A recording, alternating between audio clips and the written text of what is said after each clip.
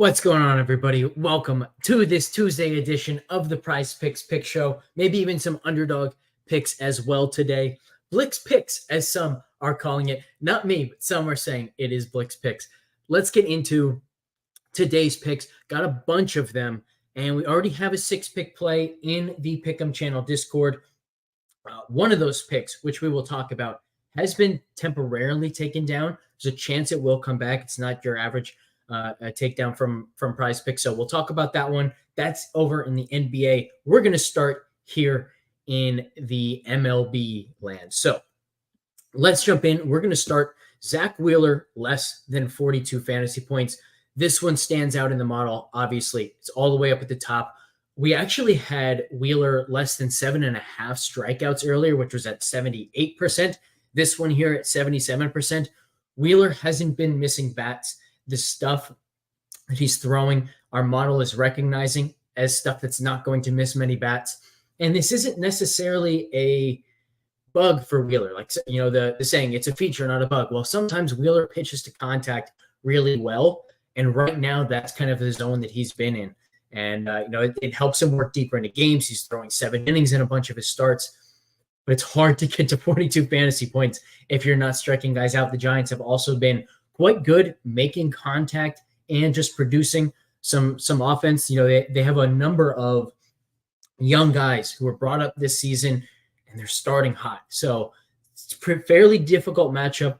He's not striking many out right now. 42 is a really, really difficult number to get to. So less than 42 fantasy points for Zach Wheeler is where we're going to start today. And then Matt Waldron, more than 25.5 fantasy points is another one that I really like, that the tool really likes. Here we have it at 65.5%. And I want to go somewhere else real quick. I want to take a look at our brand new stat, Filth. The Filth leaderboard. You can find this at FTNFantasy.com. Basically what we're doing is we're evaluating every pitch from every pitcher based on how well they miss bats, how well they create called strikes, the type of contact that they allow. So, baseball's a really difficult sport to work with small samples in. You want to be able to pick up things like, okay, this pitcher hasn't been the same over the last few starts as he was over the last 6 months. But you also can't just shrink a lot of these sample sizes to something that doesn't have any meaning and is just going to be purely variance. One thing that you can do is, instead of evaluating a pitcher based on what he does per at bat, you can evaluate him based on what he does per pitch thrown. That's one way to improve the sample. That's what we're doing here with this Filth leaderboard. So the way that you can use this, go over to Matt Waldron and you see, all right, this guy's a knuckleballer. He throws a knuckleball 36% of the time. In fact, let me blow this up just to make sure that you guys can see. So 36% of the time he is throwing a knuckleball. That Filth 101, 100 is average. So that's a decent pitch. But most knuckleballers don't have a secondary pitch that's every bit as good, if not better, than the knuckleball itself. He's got that with the sweeper. Why is a sweeper abbreviated ST? I don't know, but that's the official abbreviation for it. So that's what we went with as well. Throws it 18% of the time, 137 Filth with a 36.2% CSW. That's called strike plus whiff per pitch thrown. So 36% of the time that he throws that sweeper, he's either getting a called strike or a swing and miss. It's a really, really good pitch. It's a really great way to accompany that knuckleball. In fact, you can actually see the swinging strike rate is way down. So he's throwing that sweeper 4 strikes, establishing the strike zone. It's really, really quality pitch. And then we can also slide over here and you see exit velocity, not very good. So he creates a lot of bad contact, 25.5 fantasy points, consequently, really, really low percentage. So let's head back to that PrizePicks. You know what? I may have done that on the wrong one. So if you guys couldn't see all that Filth stuff, let me know, and I can actually go do it right here. Let's go back. Filth leaderboard. Can you see this? I got to make sure. Okay, yeah. All right, so you can see this. If you're in the chat, let me know. Did you see all of that Filth stuff, or was I just talking and had the PrizePicks window up? Okay, couldn't see it. Thank you, Zach. Thank you, Zach. I accidentally had 2 different PrizePicks windows up. So here we go. We're going to jump back in. I'm going to show all this Filth stuff again. Again, this is really cool stuff. So you just search Waldron, and here you see all of the data. So here's his knuckleball right there, 36% usage, swinging strike rate, 12.6%, CSW 25%. And as I said, very, very few knuckleballers have a secondary pitch that's any good. He throws this sweeper. Again, I don't know why it's abbreviated ST, but it is. So this is a sweeper. Uses it almost 20% of the time with a 137 filth rating. That is a really high filth rating and 36% CSW. So really, really like what we're seeing from Waldron. And then you can also scroll all the way to the right and you see the exit velocities for each pitch, everything under 83 miles an hour. The knuckleball under 80 miles per hour. He's a solid pitcher. And his last 3 starts are really starting to show it. So love Waldron. Love this 25.5 number. Let's head back to the tool. We've got those 2 in. And now I'm going to go to those outs. The outs prop that you guys know that I love. So let's find it. Feltner. In cores, less than 16.5 outs. We almost got a 6 for 6 yesterday with something very similar. We went to Gomber, less outs, and Jose Ramirez fantasy points. Jose Ramirez got there. Gomber was scratched, so it turned into a 5 for 5. Look, we'll take the 10x, right? We'll take it. We wanted more, but we'll take what we can get. But today, we can go back to the outs. We can go back to the same stadium, basically do everything the exact same. Feltner, less than 16.5 outs, 61%. But check out what happens when I add the fantasy points for Jose Ramirez, 9.5 today, only 51.7%. But check this out, 5.6 percentage points of added correlation. So this combination of plays, like 37.3% likely to hit together. That's a really strong percentage. So I love this pairing. And by the way, I'm not going to give the answer to this here on the free show, but our subscribers know of a different type of combination of plays. So another pairing where you get a correlation close to or every bit as strong as this type of pairing, and PrizePicks doesn't guard against it. They don't recognize the correlation, I guess. We're not going to give them that answer. But man, is it strong, and we've been taking advantage every single day, including that 10x hit yesterday, used that kind of pairing. So one thing that I want to show you guys, in fact, I want to go here to the Yankees, and I want to take a look at Aaron Judge and Juan Soto. So Judge and Soto here, 53.8%, Soto, Judge 53.8, Soto 55%. You get this nice 2 percentage point correlation bonus, 31.7%. Not as good as that other pairing, but this is still pretty strong. But watch what happens if we go to PrizePicks and we put Soto. I'm in the NBA. We go Soto. Where's his fantasy points? Man, they have a lot of picks these days, don't they? Soto, Judge. And then we go to that course field pairing that we like. So Feltner, less outs. And Jose Ramirez, fantasy points. Watch how far these odds are now dropping. This is brand new today. I haven't seen this before. So PrizePicks always evolving, always guarding against what we're trying to do to them. Check this out. This now drops, only 9x. Okay. There might be hope here. If we add 2 one-offs to this, so let's just go to the NBA, for example, and we add 2 one-offs to this. Yeah, sure enough, 20x. In the last few days, in the last few weeks, it has dropped to 24x. 24 to 20 is a huge difference. I don't want to play this at 20x. If it was 24, I'd love it. Don't want to play it at 20. It's not that it's a bad play at 20. It's just we can do something that's close to as likely to hit with 2 one-offs as like the Soto and Judge pairing, for example, and they get the 24. So it's not that this 20 makes this a bad play. It's just we can do better with our money. So I'm not going to go to that Judge and Soto pairing. But as I mentioned, there's a different type of pairing that we can do that PrizePicks doesn't guard against. It's every bit as correlated. In fact, it's more correlated than the Soto and Judge hitter type of pairing. And PrizePicks isn't guarding against it. So more correlation, and we get the 24x payout. If you want that answer, the only place that you can get it is in our Discord over at FTN Fantasy in the DFS Plus package. With that, let's go back to the tool. In fact, let's go to the NBA tool now. And the one that I want to talk about is Daniel Gafford, less than 0.5 steals. I don't even think it's going to be in the tool anymore because it was taken down. Yes, we got absolutely nothing for Gafford. Gafford was projected at 0.44 steals. It was at like 61% in the tool. If you just went through, what he's done in the playoffs, you could easily see that it's a great pick. Kleba being back is going to help offset any, minutes increase that would have been there if from Lively's injury without Kleba returning. Now, probably playing about the same amount of minutes.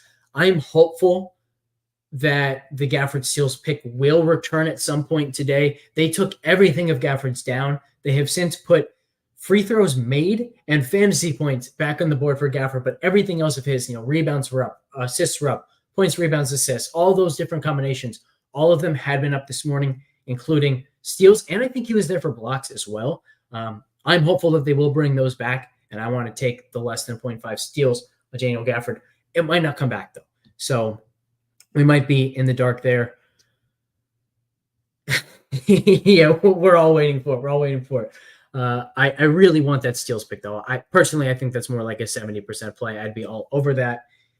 In the meantime, one thing you can do if you're looking for that final play, you can go to Juan Soto just on his own, more than 8.5 fantasy points. The tool had it at like 56%. Personally, I think it's more like 60 to 65. Canning has been terrible. Soto's been fantastic. Everybody around him in the order has been really good as well of late. So I think that's another way you can go. If anybody has any questions, guys that you want to see, maybe you're watching and you want to know how well correlated two guys are, let me know. We can check it out here in the tool because at the moment, that's pretty much all I've got. I don't want to end the show just yet, so if anyone's got questions, fire them at me right here. I love this point here, Zach. You can get Gafford steals on Underdog, but it's only available for 0.9x. We've talked about this a little bit. I absolutely love using the tool to kind of find some instances where maybe there's a big advantage in Underdog. So, in fact, one way that we can do that, we can actually go ahead and try and find this out right now. So I'm going to go back to the MLB PrizePicks tool. I'm going to go to strikeouts. And the thing that I'm looking for is guys who are on an even number here on PrizePicks, but maybe are available something else over on Underdog, whether it's, they've gone down a little bit. So the other day, I think the one that we found was there was a guy that on PrizePicks was at 4 strikeouts, and on Underdog, he was at 3.5 with only that 0.9x multiplier. That was an easy one. That was an awesome one. It was like 77% hit easily. The other instances, sometimes there will be a guy who's at 4 on PrizePicks, but 4.5 on Underdog, but he's at 1.3x. The likelihood of winning the pick at 4 and 4.5 is the same. It's the exact same. So if you get that multiplier and the tool likes it already, that's great. The downside is it's more likely to lose, but that's okay. We don't care about losing picks because we're always going for that big hit. So let's take a look here. The biggest advantages, we zoom out a little bit so I see all these numbers. I want more here most of the time. So Clevenger is a great example. He's available at 4 on PrizePicks. We have him at 4.68. Let's see what that win percentage is. So that's going to help us then go over to PrizePicks or go over to Underdog. So 50.8%. So if he was at 4.5, he'd be at 50.8% hit as well. And then I also want to check if he's 3.5 over on Underdog, what is his win percentage going to be? 71.1%. So we can go over to Underdog. In fact, I'm just going to do this on a different window. Take a look at where Clevenger is there. 4.5 strikeouts is 1.1x. 3.5 strikeouts is 0.8x. So of those two things, I don't want a 1.1x multiplier for something that's only 51% likely to hit. 71% likely to hit at 0.8x is probably good value. I'd have to do the full math on that, but I like the 3.5 over an Underdog a little bit more, especially, by the way, if you find some other multiplier that you do like that's over 1, maybe it's an NBA play, something like that, and you still want something like the usual payout. You've got the great multiplier. Now you get something less than 1. It's going to turn out to still be a really solid play. So Clevenger, more than 3.5 strikeouts for 0.8x, very much in play over on Underdog.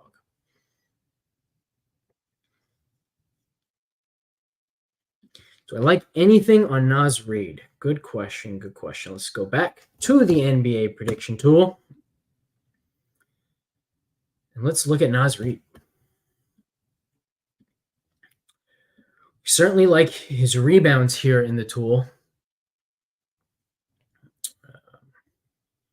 Only 54.3%. So again, right on a number. Maybe the underdog number is better. In fact, let's go right back. Let's go take a look at what he's at over on underdog for rebounds. I will say I see fewer discrepancies in NBA than I do in MLB. So yeah, he's at 4.0 on underdog for rebounds as well. There are also fewer alternate lines in NBA than there are in MLB, particularly on those strikeouts. So strikeouts really is the best place to do this type of thing. Nothing there for Reid.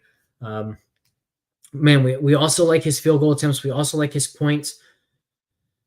So I think if I were to go there, it would probably be the fantasy points. Let's take a look. What is his fantasy point number?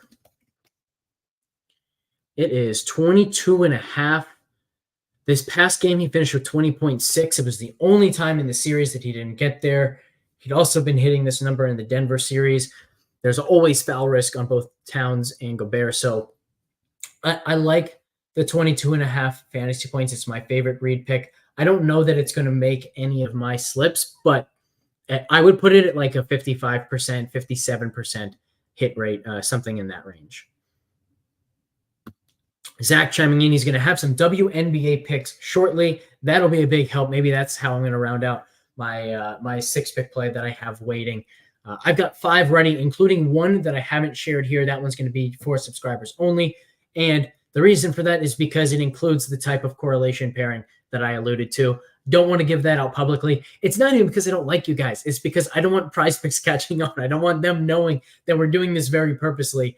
So I'm not going to share it publicly. We'll share it only in the Discord, and hopefully they won't take that one away from us. They've been taking everything away from us lately. That one's going to be ours, and hopefully we can hold on to it for a little while. With that being said, we're going to wait for some of these WNBA picks from Zach. We're going to wait to see if the Gafford Seals come back. And once we get something that we like from that grouping, I will post that other 6-pick play. It might even be a few more 6-pick plays. We will see. Until then, we will be here again tomorrow. Oh, let's see. Oh, you know what? I will answer this one real quick. I love this question. How do we calculate the fantasy points when it doesn't appear on the PrizePicks tool? The easiest way to do this is to just look at the projections overall. So let's go back. We have Naz Reid as a slight lean to the more than side on everything here. So it's not like any one of these individually is a great play. Remember, the rebounds were 54%. Let's see what these points are, 54%. So it's like we've got this compounding 54% advantage on Naz Reid, where he has a number of paths to hitting his fantasy points. Maybe he has a great day on the boards. Maybe he hits a couple threes. Maybe he gets a few assists. Maybe his defensive upside shows up and he gets 2 steals and a block. There are so many different ways that he could get to 22.5 fantasy points. There's only one way that he can get to 5 rebounds. There's only one way that he can get to 13 points. He has to do that exact thing. So when there's a slight lean to the more than on basically everything available for a player, that's when I like to go to fantasy points. And it's also, basically, we're basically saying here we have a slight lean to the over because we think that he's going to play more minutes than his default projection. If you're just defaulting to his, what would he play if nobody gets any foul trouble? That's probably where PrizePicks is coming up with these lines.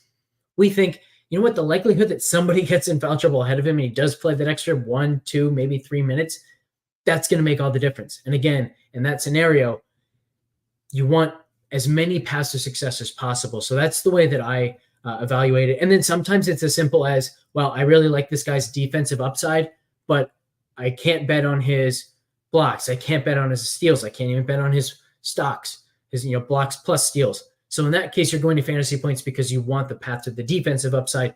Here with Naz Reid, I think it's more of the former example where it's just we tilt towards the more on every single aspect of his game. So just take all of those paths to success with the fantasy points prop instead of any of these individual ones. This is a good point too. You can just use the FanDuel point projection. If you're a subscriber, you just head over to the NBA ownership page, and you get that FanDuel projection there. The thing I'll say about that, though, is remember, that's a point projection. So mean outcome. I think, in fact, it's actually a mean outcome, not a median outcome. But the point remains. So, like, even if he's he might only be 2 points higher on the fantasy points and 1 point higher on the point projection, but because he has so many more paths to the fantasy point over, he might have a much higher percentage in the actual simulations. You don't get the sim results, so you have to just think about that conceptually. So again, when everything tilts toward the over is when I really like to go to the fantasy points projection. All right. Any other questions, or are we just going to head out of here? Reminder, 11:15 again tomorrow. It will be Zach, and then I'll be back Thursday, 11:15 every day. By the way, give us some feedback. How are you liking the earlier show? Would you prefer that it was at 10:30? Even though, if we went to 10:30, we basically wouldn't ever be able to give any type of fantasy point props, because usually they come out 10:45, 11 a.m., something along those lines. So how early do you want us to go? Let us know. Until then, we'll catch you next time. Thanks for tuning in.